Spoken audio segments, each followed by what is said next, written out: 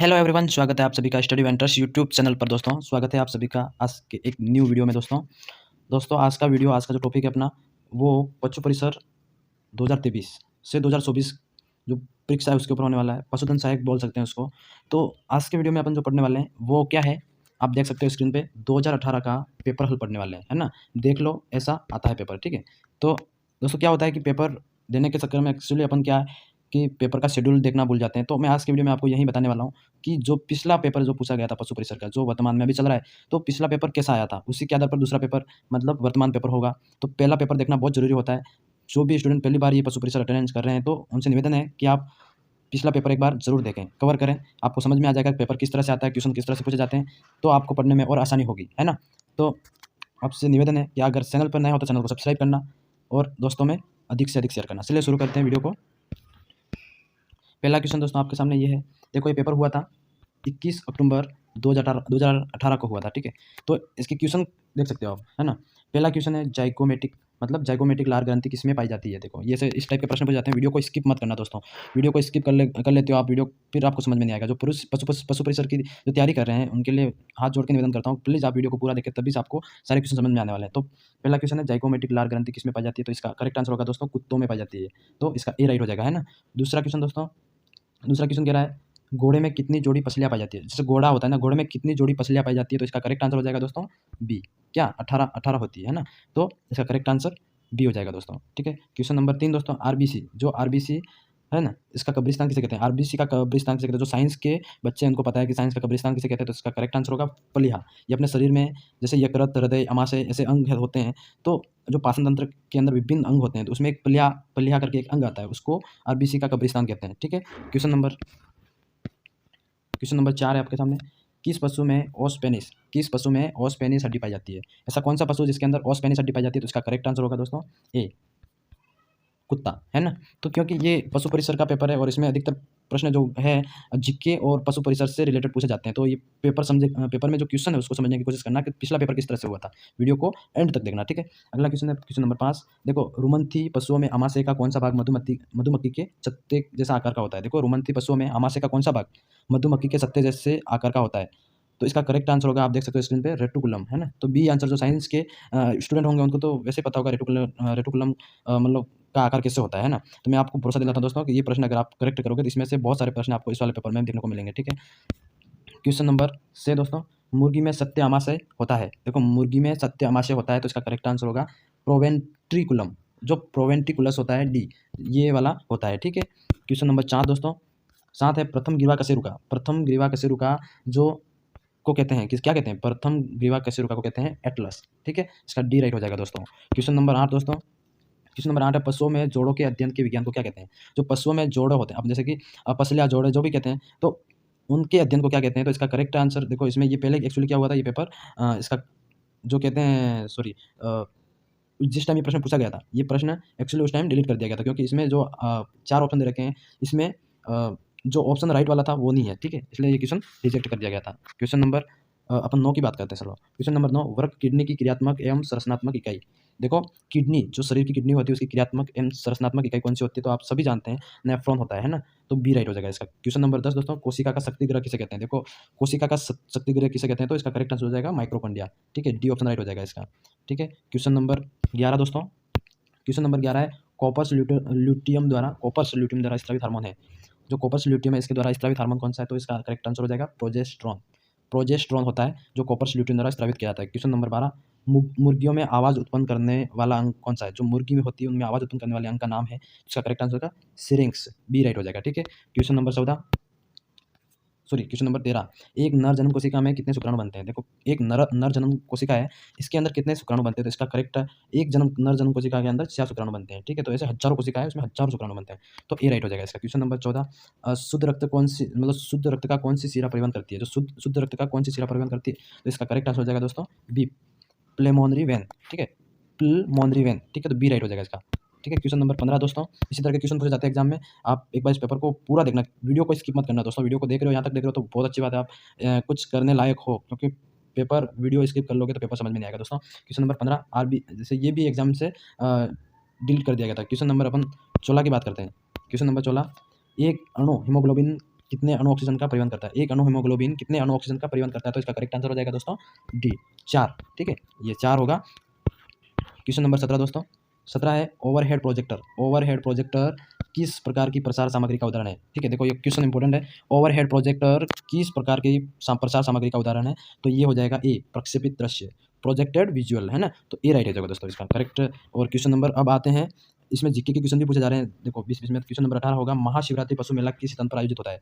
तो महाशिवरात्रि पशु मेला किस स्थान पर आयोजित होता है? तो इसका करेक्ट आंसर हो जाएगा राजस्थान के अंदर, तो करौली के अंदर होता है। तो इसका करेक्ट आंसर ए हो जाएगा करौली। ठीक है, क्वेश्चन नंबर 20 और 19, क्वेश्चन नंबर 19 है, राजस्थान में कितने राज्य स्तरीय पशु मेले आयोजित किए जाते हैं? जो राजस्थान के अंदर कितने राज्य स्तरीय पशु मेले आयोजित किए जाते हैं? तो इसका करेक्ट आंसर हो जाएगा 10।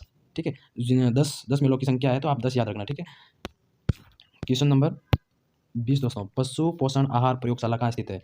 पशु पोषण आहार प्रयोगशाला कहाँ स्थित है? तो इसका करेक्ट आंसर हो जाएगा दोस्तों जामडोली, जामडोली जयपुर के अंदर। ठीक है, तो जयपुर। ठीक है, तो इसका बी राइट हो जाएगा दोस्तों। क्वेश्चन नंबर 21 दोस्तों, क्वेश्चन नंबर 21 है, देखो वीडियो आपको बोर लग रहा होगा, बोर नहीं है दोस्तों, आप पढ़ो इस वीडियो को, है ना। वीडियो को स्किप मत करना प्लीज़, मैं आपसे हाथ जोड़ रहा हूँ। क्वेश्चन नंबर 21, प्रसार शिक्षा का अंतिम पायदान है। देखो प्रसार शिक्षा का अंतिम पायदान है, ये शिक्षण अभिरुचि का मतलब उस टाइप से प्रश्न है। देखो इसका करेक्ट आंसर हो जाएगा सी संतुष्टि। ठीक है, क्वेश्चन नंबर 22, ड्रामा नुक्कड़ नाटक किस प्रकार के प्रसार साधन है?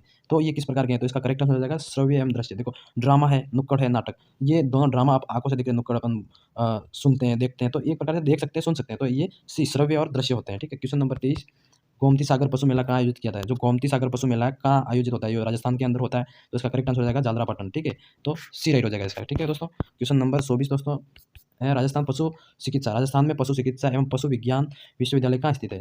तो राजस्थान पशु चिकित्सा एवं पशु विज्ञान विश्वविद्यालय कहाँ स्थित है? तो इसका करेक्ट आंसर हो जाएगा दोस्तों बी बीकानेर के अंदर। ठीक है, क्वेश्चन नंबर 25 दोस्तों, कीटोसिस, कीटोसिस एक प्रकार का रोग है, कीटोसिस एक प्रकार का रोग है, क्या रोग है? उपापचयी रोग है। ठीक है, तो इसका डी राइट है दोस्तों। क्वेश्चन नंबर 26 साथियों, न्यू कैस्ट्रल बीमारी का समानार्थी है, न्यू कैस्ट्रल बीमारी का समानार्थी है, तो इसका करेक्ट आंसर हो जाएगा रानीखेत। ठीक है, रानीखेत अधिक मुर्गियों में होता है और भी होता है अन्य जानवरों में, तो विशेषकर मुर्गियों में होता है। तो क्वेश्चन नंबर 27 दोस्तों, इसका ए राइट हो जाएगा। 27 का है, निम्नलिखित में से कौन सी बीमारी वुडन टंग लक्षण प्रदर्शित करती है? निम्नलिखित में से कौन सी बीमारी वुडन टंग लक्षण प्रदर्शित करती है? तो इसका करेक्ट आंसर हो जाएगा दोस्तों बी एक्टिनोबेसिलोसिस, एक्टिनोबेसिलोसिस बी राइट हो जाएगा। ठीक है, इसका ये आप यहाँ से पढ़ सकते हैं। क्वेश्चन नंबर 28 दोस्तों, 28 क्या कह रहा है? लोकजा अवस्था किस बीमारी में पाई जाती है? लोकजा अवस्था किस बीमारी में पाई जाती है? तो इसका करेक्ट आंसर हो जाएगा बी टिटनेस। ठीक है, डी याद रखना आपको। क्वेश्चन नंबर 29, इन बीमारियों में कौन सी प्रोटोजोआ जनित नहीं है? ठीक है, तो इसका करेक्ट आंसर हो जाएगा डी दुग्ध ज्वर, ये प्रोटोजोआ जनित नहीं है। ठीक है, क्वेश्चन नंबर 31 दोस्तों, कौन सा रोग वायरस जनित है? देखो इसमें 4 ऑप्शन है, टिटेनस, खरपका, खुरपका, मुंहपका, लंगड़ा बुखार, छर्रा। इसका करेक्ट आंसर हो जाएगा जो वायरस जनित नहीं है, तो इसका मतलब वायरस जनित है, सॉरी, तो इसका करेक्ट आंसर हो जाएगा वायरस से फैलता है ना, तो खुरपका मुंहपका ये पशुओं में होता है, आप सभी को पता है, तो इसका सी राइट हो जाएगा दोस्तों। क्वेश्चन नंबर 31, मेड काउ, ठीक है, और मेड काउ नामक रोग किसमें होता है? मेड काउ नामक रोग किसमें होता है?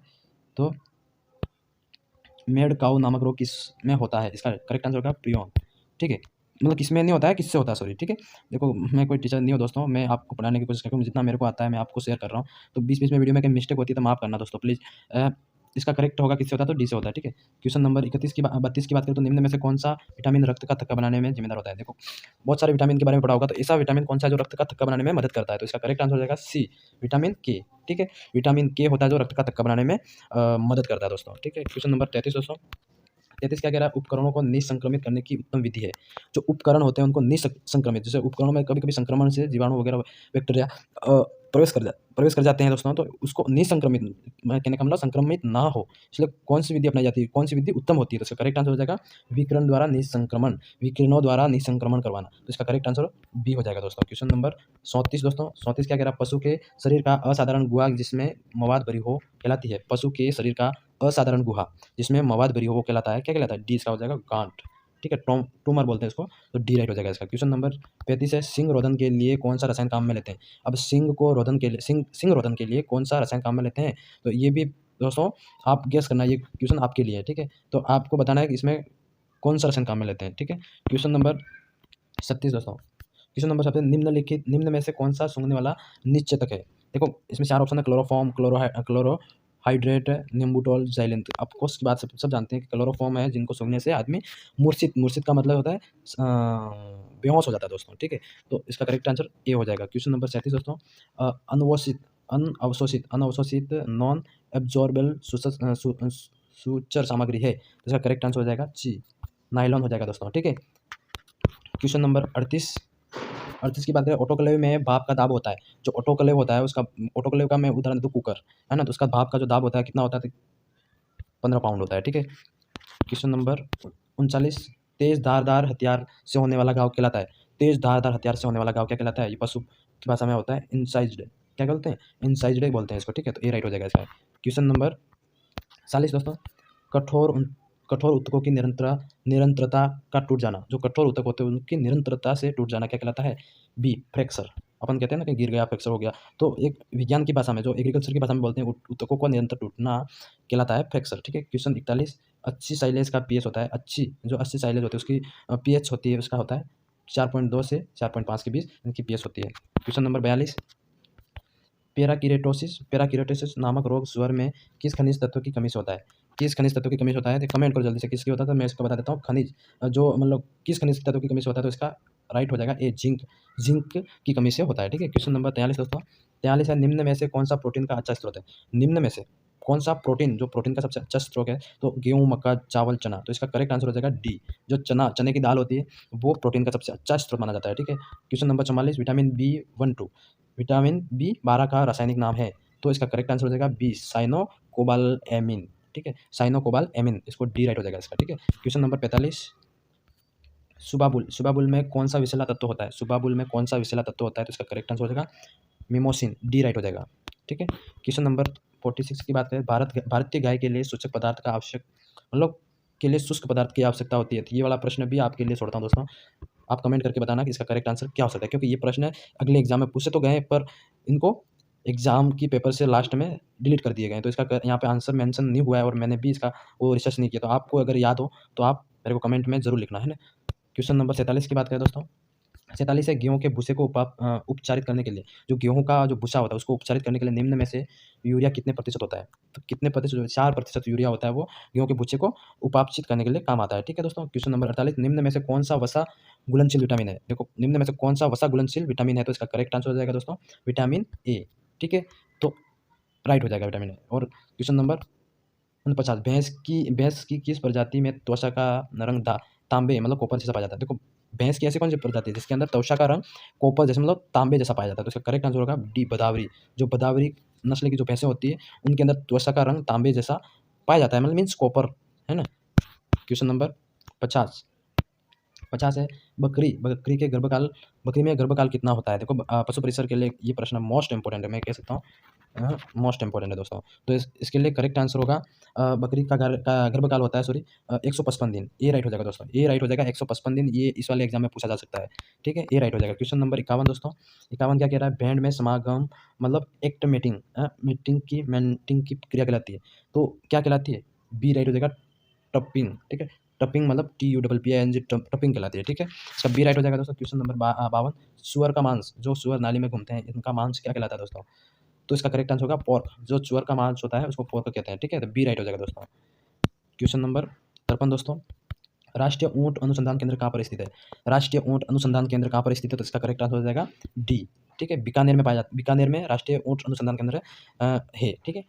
तो इसका डी राइट हो जाएगा। क्वेश्चन नंबर 54 है, डिग्री सेल्सियस को डिग्री एफ में परिवर्तित करने वाला सूत्र है, तो कौन सा है? तो इसका करेक्ट आंसर हो जाएगा एफ, ठीक है। ये क्वेश्चन मतलब इसका ए राइट हो जाएगा, ठीक है। ये एग्जाम की दृष्टि से काफ़ी इंपॉर्टेंट है दोस्तों। ये इस वाले एग्जाम में भी पूछा जा सकता है, 2024 में भी पूछा जा सकता है, ठीक है। तो आप इसको हल्के में न लेना, ये सूत्र याद कर लेना बस। डिग्री एफ बराबर डिग्री सेल्सियस अपॉन 5 × 9, ठीक है, इसके प्लस में 32। तो ये सूत्र एग्जाम में पूछा जाएगा, ठीक है। क्वेश्चन नंबर 55 की बात करें दोस्तों, 55 है, मुर्गी का सामान्य ताप क्या होता है? देखो, मुर्गी का जो सामान्य तापमान क्या होता है? तो इसका करेक्ट आंसर हो जाएगा, आप कमेंट करना सभी, 107 डिग्री एफ होता है, ठीक है। तो सी राइट हो जाएगा इसका दोस्तों, ठीक है, 107 डिग्री एफ, ठीक है। तो क्वेश्चन नंबर 56, साहिवाल निम्न में से किस पशु की नस्ल है? जो साहिवाल निम्न में से किस पशु की नस्ल है? तो आप सभी जानते हैं साहिवाल तो गाय की नस्ल है, तो ए राइट हो जाएगा दोस्तों, ठीक है। क्वेश्चन नंबर 57 करें तो 57 की याद 2N 2n+1 गुणसूत्रीय अवस्था कहलाती है। 2n+1 गुणसूत्र की अवस्था, ये आपने सभी ने पढ़ा होगा एग्जाम में, 12th 11th में भी पूछा गया है काफ़ी बार, तो इसको बोलते हैं ट्राइसोमी।